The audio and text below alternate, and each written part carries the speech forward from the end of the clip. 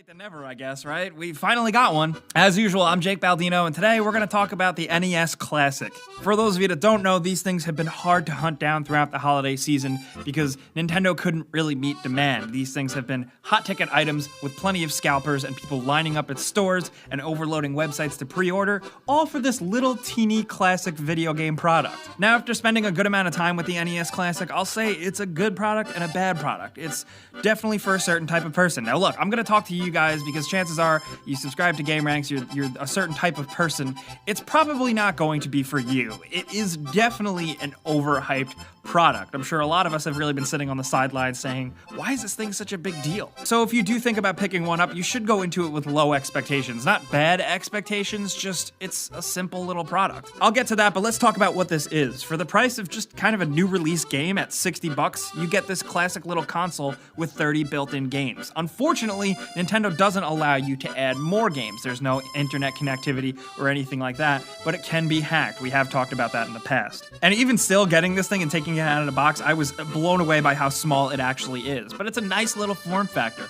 It makes sense. It's actually amazingly small. It's practically the size of an NES game. It looks and feels a lot like the original one, especially with the look and the power and reset buttons, but of course this thing connects via HDMI and USB for power. It's got a built-in menu that's actually pretty nice. You scroll through and you choose the games and this cool vintage music plays. There's options and there's filters and the ability to scroll through games that are only two-player. There's also the ability to create save states and just nice little modern conveniences here and there that make it a good experience. There are different ways to display, most notably the CRT filter, which looks a little tacky, and 4x3 mode. 4x3 seems to have the most input lag, and I think in general that type of thing is gonna bother the hardcore people who still play these games a lot on retro consoles. But you can reduce it somewhat with game mode on your TV, but I don't always recommend that setting in every instance. While there's only 30 games, that is quite a bit, and there's a fairly decent selection of games with a few glaring omissions, but there is enough fun stuff on there. All the classic Mario games, the Zelda games, the first Castlevania, Metroid, Dr. Mario, Excitebike, and a bunch of other surprises, even Contra are there. But there's also some really huge stinkers that haven't aged well and never really were good, at least to me in the first place, like Star Tropics, Ice Climbers I never really was a big fan of, and some people would argue that Castlevania 2 Simon's Quest is a game that is not good and shouldn't belong on this. The controllers look and feel pretty nice. They're a lot like how you would remember if you did grow up playing one of these things. If you didn't, you're probably going to find them really uncomfortable and unintuitive. But they still do the job pretty damn well. Just the one issue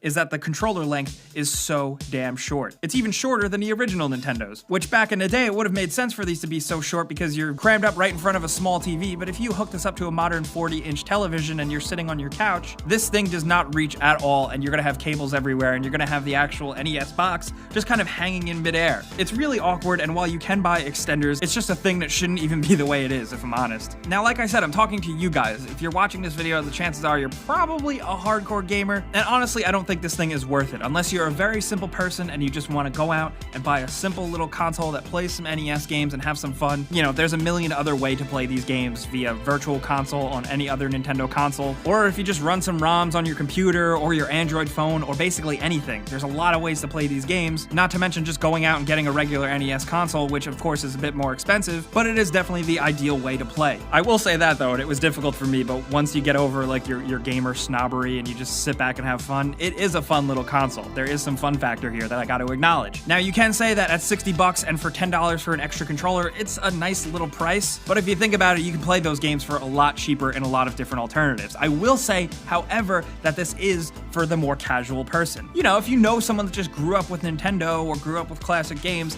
this makes an awesome birthday present or Christmas gift or little thing that is going to keep either grandma or your parents or your older brother or sister very happy for a very long time. If you want a very, very simple gaming experience and you can get over yourself with the fact that you can download these on a PC for free, then yeah, maybe you'll have a good time with your friends and family. But like I said, it's just the fact that people are lining up and buying these things like crazy. Maybe for someone that actually plays video games every day, it doesn't really matter to us. But for casual audiences, it does do exactly what it sets out to do, and it does do it fairly well with a few flaws, and it's pretty cool. That's it, honestly. The NES Classic is really, really simple. Since this thing has been successful, I'm really looking forward to seeing if Nintendo does right some of its wrongs with this with another revision, maybe on a Super Nintendo. But I guess for that, we'll have to wait and see, but you guys know I will be in the comments and on Twitter, Facebook, and Instagram at Jake Baldino answering your questions. But I do want to talk about this thing. Let's talk about it in the comments. If you got a list of your favorite games that are included on this thing, let us know. And if you have some games that you think should have been included on this game but haven't, we definitely want to talk about that as well. I can think of a few omissions myself, but I definitely want to hear yours. You guys know the drill by now. Clicking the like button helps us out a ton and we appreciate it. And if you are new, there's a circle button over there. If you click that and subscribe, you'll see our videos that we put out every single day.